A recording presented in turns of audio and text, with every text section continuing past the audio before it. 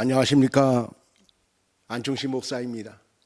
이 시간에는 제7편 구약성경이 어렵습니까? 신약성경이 어렵습니까?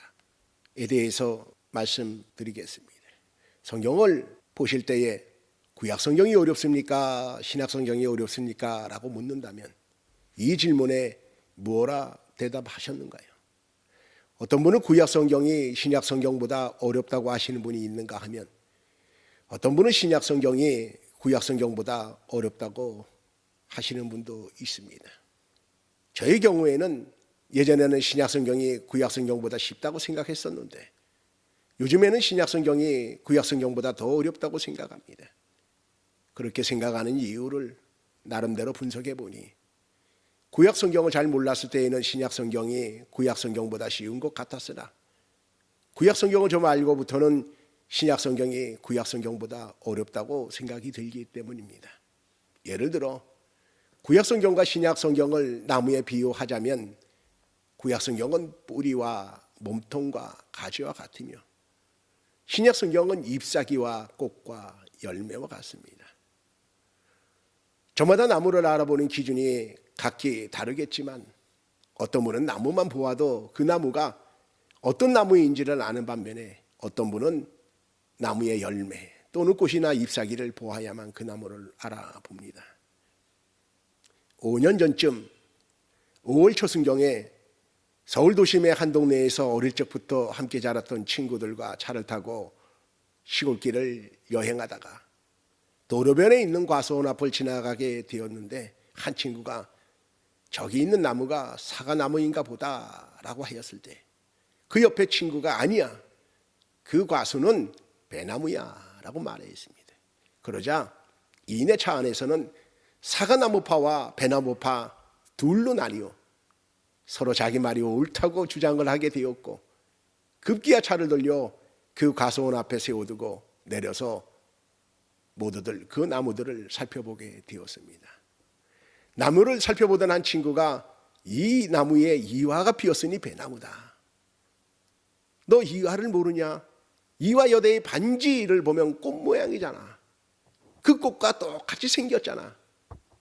이 꽃이 배나무꽃 이화야 라고 말하자 분분했던 의견은 종식되었습니다. 나무는 열매 또는 꽃이나 잎사귀를 보면 그 나무가 무슨 나무인지를 쉽게 알 수 있습니다. 그렇다고 그 나무의 열매 또는 꽃이나 잎사귀를 좀 알아본다고 그 나무에 대해서 잘한다고 할 수는 없는 겁니다.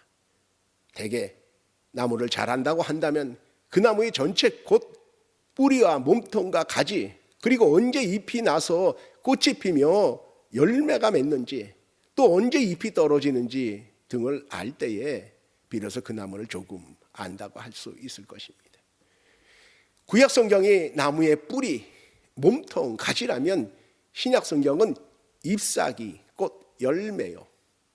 구약성경이 과정이라면 신약성경은 그 과정의 결과를 할 수 있습니다. 아직 꽃이나 열매 맺지 아니한 나무를 알아보는 것보다 피어난 꽃이나 맺은 열매를 통해 무슨 나무인지 알아보는 것이 쉽고 과정보다 결과가 보기에 쉽듯이 신약성경이 구약성경보다 쉽게 느껴지는 것은 이 때문입니다. 그런데 구약성경보다 신약성경이 쉽게 느껴진다고 그 느낌만큼 신약성경이 쉽던가요? 결코 그렇지 않습니다. 쉽다는 느낌만 가지고 신약성경을 대하여 읽어 내려가다 보면 이인의 난관에 봉착하게 됩니다. 누구에게나 그러하듯이 신약성경이 처음에 나오는 마태복음, 마가복음, 누가복음 그리고 요한복음, 사도행전 그리 어렵지 않게 읽어 나갈 수 있습니다. 그러나 로마서부터는 점점 어려워지기 시작해서 히브리서에 도달하고 나면 정말로 어렵습니다. 그리고 요한계시록은 얼마나 어렵습니까? 도저히 알 수 없는 내용의 글들을 만나게 됩니다. 아마도 성경을 처음 읽는 분들이 대부분이 한글로 쓰여진 성경이 이렇게 이해가 안 되고 어려울까라는 생각을 하였을 것입니다. 마태복음에서 사도행전까지는 좀 쉽게 읽었는데 로마서 이후부터는 왜 어렵게 느껴졌을까요? 그 이유는 구약 성경의 이해가 부족했기 때문입니다. 실은 마태복음에서 사도행전까지 예수님의 탄생과 공생애 그리고 제자들의 행적을 사건에서 기록했기 때문에 쉽게 읽어갈 수 있었을 뿐이지 결코 쉬운 성경이 아닙니다. 어떤 교육자는 교인들에게 성경을 한낱 책과 비교하여 그냥 읽어가라고 합니다. 그렇게 읽고 또 읽다 보면 어느 순간 깨달아질 때가 있다고 합니다. 과연 성경을 그렇게 읽어야 할까요? 제가 처음 신앙생활을 할 때에 담임 목사님의 권유로 구약 성경보다 신약 성경을 먼저 읽기 시작했습니다. 마태복음, 마가복음, 누가복음, 요한복음, 사도행전을 읽을 때까지는 재미있었는데 로마서부터는 분명히 읽은 것 같은데 읽었던 앞부분의 페이지가 그 내용이 전혀 기억나지 않습니다. 불과 5분 전에 읽은 것 그것이 기억나지 않습니다.